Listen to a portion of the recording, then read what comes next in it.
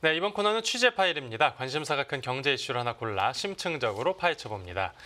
최근 삼성전자의 위기의 목소리가 높아졌습니다. 실적 부진에 대해 이례적으로 사과문까지 발표하고 또 쇄신하겠다라고 밝혔는데 증권가에선 계속해서 암울한 전망을 쏟아내고 있는 상황입니다. 그 관련 내용 투자금융부 서영태 기자와 다뤄봅니다. 네, 어서 오십시오. 네, 안녕하세요. 네, 다들 삼성전자 위기설을 얘기하고 있는데 국내 주식시장 대장주이기도 하고 또 글로벌 1등 기업이라는 이미지 때문에 지금의 이 부진한 모습이 더 주목받고 있는 거겠죠.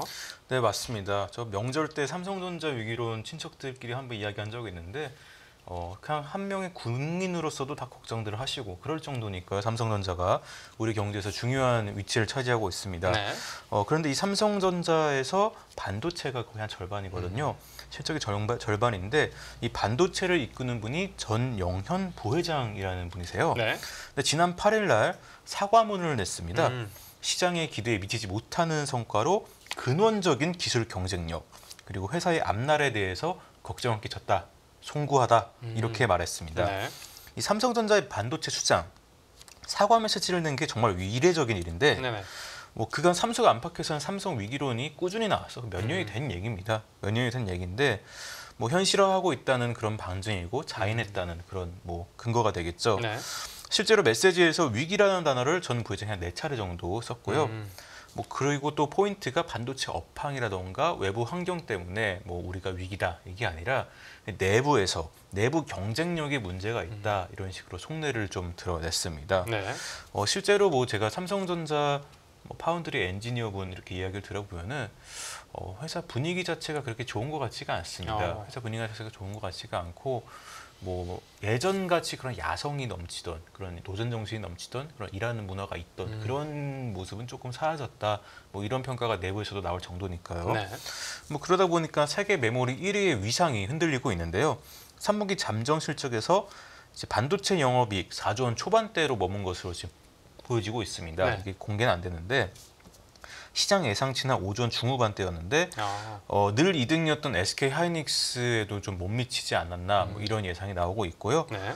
특히 이 고대역폭 메모리 HBM이라고 하죠. 우리가 인공지능 시대에 엔비디아가 많이 사가는 그 메모리인데 네. 여기에서 지금 많이 부진하고 있는 게 좀 결정타다 이렇게 보이고 있습니다. 네. 또 메모리뿐만 아니라 비메모리 그러니까 파운드리죠. 그러니까 칩 생산을 위탁받아서 하는 건데 이 파운드리 사업도 강화하겠다는 계획이 있었는데 차질이 많이 빚어지고 있고 예. 그리고 이 비메모리 분야의 먹구름이 정말 들이고 있는데 원래 TSMC가 1등이었는데 이 부분에 대만에요. 네. 그런데 이 1등을 추격하겠다 했는데 그리고 2030년까지 시스템 반도체, 비메모리를 강화하겠다 이런 비전도 있었는데 점유율의 격차가 점점 벌어지고 있습니다. 네네. 삼성전자 파운드리 사업이 올해 한 3분기 1조 원 넘는 적자가 났을 것으로 예상되는데 기존에 있었던 주요 고객들도 좀 실망하고 있다, 고객 관리가 안 되고 있다 이런저런 이야기가 내부에서도 많이 나오고 있으니까요. 정말로 분위기가 안 좋은 건 맞는 것 같습니다. 네, 비메모리 사업을 강화하겠다라고 목표를 밝힌 게 얼마 전 일이었는데 이런 계획대로 잘 안 가고 있는 것 같습니다. 또 이런 위기설 속에서 이제 삼성전자 주가도 크게 떨어졌는데 오늘은 6만 원대로 조금 이제 반등을 하긴 했는데 저번 주에는 거의 한 2년 만에 5만 원대까지 내렸습니다. 네, 맞습니다. 오늘 장에 6만 원대로 반등하는 것 정말 확인했는데 오늘 종가 기준으로도 6만 원을 넘어선 것 같네요. 6만 800원인 것 같습니다. 삼성전자가 1년 7개월 만에 5만 전자, 그러니까 5만 원대로 내려앉았었는데 여기에 대해서 또 여러 가지 리포트들이 나오고 증권가에서 의견들이 나오는데 또 재미있었던 사실은 정말 센터장급의 정말 베테랑들이 하나같이 다 좀 상대적으로 비관적인 전망들을 제시했다는 게 좀 포인트가 되겠습니다. 네네. 우선은 전날에는 59,300원에 거래 마치면서 6만 선 밑돌았는데 오늘은 6만 원을 웃돌았고요. 지난 10일 날 1년 7개월 만에 5만 전자로 마감했고 지난해 1월 5일 이후 1년 9개월 만에 가장 낮은 수준인 5만 8,900원이었습니다. 아무래도 삼성전자 경영진이 이례적인 어떤 사과문을 냈으니까 그게 성과를 못 냈다 이런 얘기를 직접적으로 했으니까 영향을 미친 건데 이 3분기 잠정 실적이 시장 전망치보다 나왔는데 매출이 79조 원, 네. 영업이익이 9조 1천억 원 이렇게 나왔습니다. 네, 지금 주가 움직임을 보면 이제 변동성이 좀 커진 모습이긴 한데 증권가에서는 그럼 앞으로 좀 더 중장기적인 주가 전망치를 또 어떻게 설정해 놓고 있습니까? 아무래도 실망스러운 숫자가 나왔는데 여의도 증권가는 이 목표 주가를 유지하는 그런 하우스 리서치센터와 목표 주가를 낮춘 하우스 딱 절반씩 나눠졌습니다. 네네.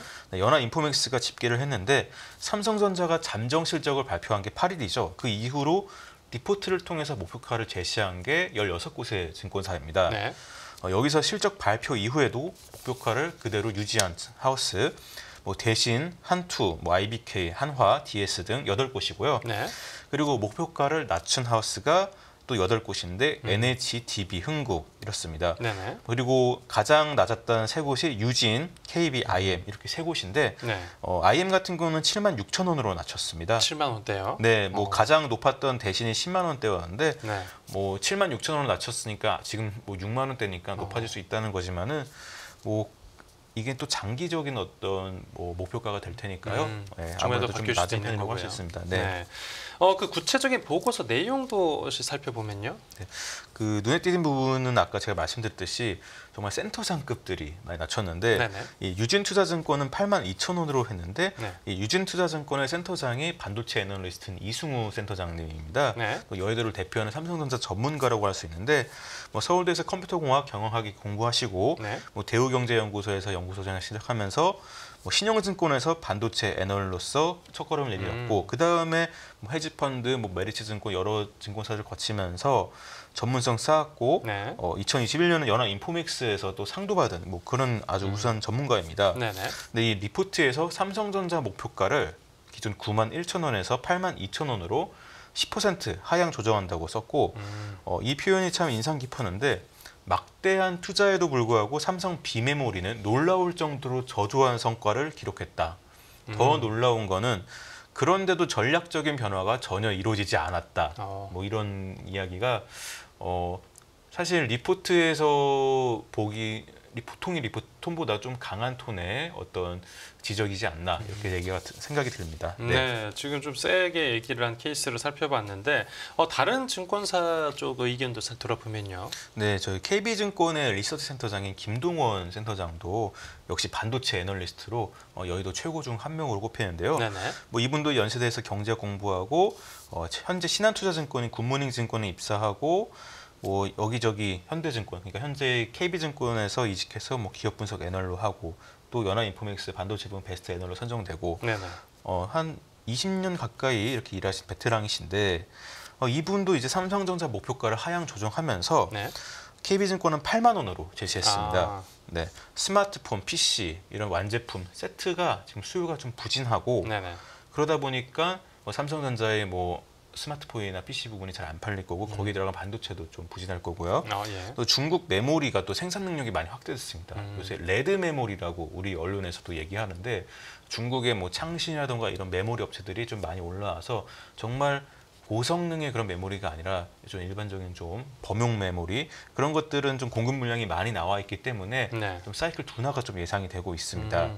그리고 또 파운드리 가동률이 또 많이 떨어졌죠. 아무래도 이런저런 기술적 난제라던가 또 고객이 또 외면한 부분들이 있어가지고 네. 이 시스템 LSI 부분에 적자가 이어질 것으로 보이고 그리고 이 메모리 HBM 이 시장의 85%를 차지하는 게 HBM3인데 여기서도 이제 시장 점유율이 삼성전자를 확대하기가 좀 어려워 보인다 이렇게 얘기를 했습니다. 네, 지금 말씀해주신 게 증권가에서 좀 유명하다고 알려진 그 두 명의 이제 애널리스트 의견들을 들어봤는데 이제 가장 궁금한 게 아까 전에 나왔었던 그 목표 주가를 가장 낮게 제시한 곳의 의견인데 어떤 주장이었습니까? 네, 앞선 두 분 외에도 또 현대차증권도 많이 낮췄습니다. 8만 6천 원으로 낮췄는데 여기도 노근창 센터장입니다.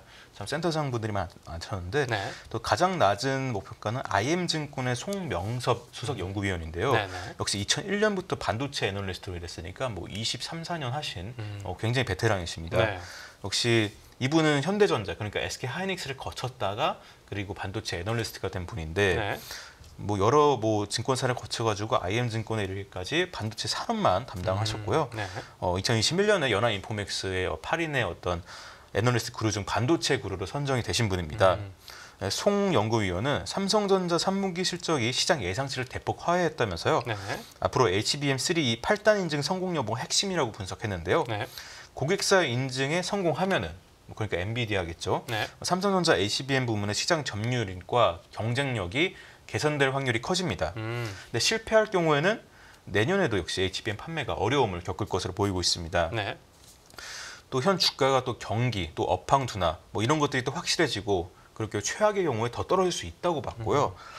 그래도 이제 5만 원대 중반 수준의 주가에서는 뭐 장기 관점에서 매수가 유효한 가격대 이렇게 얘기했는데 뭐 여의도에서 증권가 애널분들 하시는 말씀은 뭐 장기 매수 가능한데 정말 초장기 아니면은 하지 마라. 뭐 기회 비용이란 게 있으니까 뭐 이렇게 좀 이야기들을 하니까 당분간은 좀 올라오기 어렵지 않을까 뭐 그런 생각이 좀 들고 있습니다. 네, 뭐 그래도 앞에서 설명해 주셨듯이 이제 엔비디아의 어떤 납품 그 테스트를 통과한다라고 하면 이게 가장 큰 호재로 볼 수 있지 않습니까? 뭐 그렇게만 된다면 상당한 주가 상승 압력이 또 생길 것으로 보이고 있는데요. 네. 뭐 잘 모르니까요 아직은. 네. 잘 모르기 로이터 때문에, 이제 네. 외신에서도 뭐 이제 통과했다라는 이제 소식 보도가 이제 계속 전해지고 해서 이제 확인은 안 됐지만요. 어떻게 결과가 나올지 한번 지켜봐야 되겠고, 이런 우리 국내 증권가에서 지금 암울한 전망이 나오고 있는 모습을 살펴봤는데, 이런 전망을 뭐 직접 확인을 하고서 이렇게 결과가 나온 건 아니겠지만, 뭐 그런 분위기를 의식했는지 지금 수급 상황도 그렇게 우호적이지는 못합니다. 네, 아무래도 좀 외국인들이 좀 많이 빠져나가고 있습니다. 개인 같은 경우는 좀 낮은 가격대다 매수하자 이런 움직임이 있는데 네.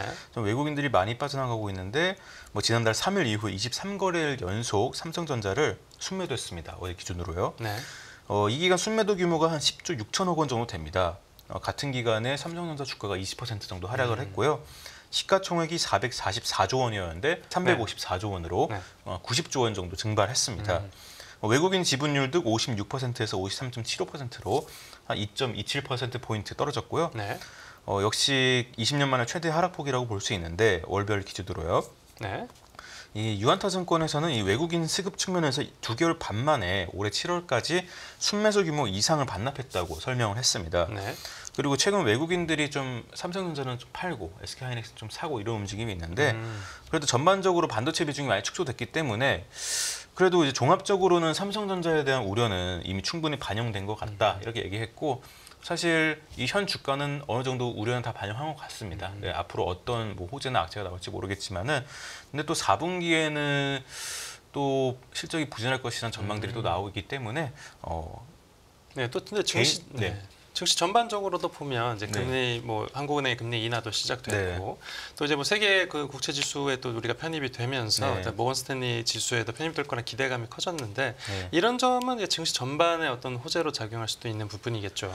뭐 증시 전반의 호재로 작용할 수는 있을지는 솔직히 잘 모르겠습니다. 왜냐면은 그 금리 인하가 좀 어느 정도 반영이 됐고 그리고 앞으로의 그 하락폭이 그렇게 크지 않을 것이라는 전망도 좀 있습니다. 한 2.75에서 끝날 것이다 뭐 이런 얘기들이 있고 하기 때문에 금리 인하가 많이 될 것 같지는 않고 또 우리 국내 증시가 어떤 좀 상승 모멘텀은 결국엔 반도체가 주도를 해줘야 되는데 삼성전자가 이렇게 안 좋다면 좀 어떻게 될지 잘 모르겠습니다. 네. 결국은 삼성전자 내부의 어떤 실적 같은 그 삼성전자 자체만의 문제가 해결돼야 되고 그래야 시장 증시 전반이 상승할 수 있다 뭐 이런 설명이네요. 네, 알겠습니다. 오늘 주제 파일은 여기서 마무리하겠습니다. 잘 들었습니다. 감사합니다.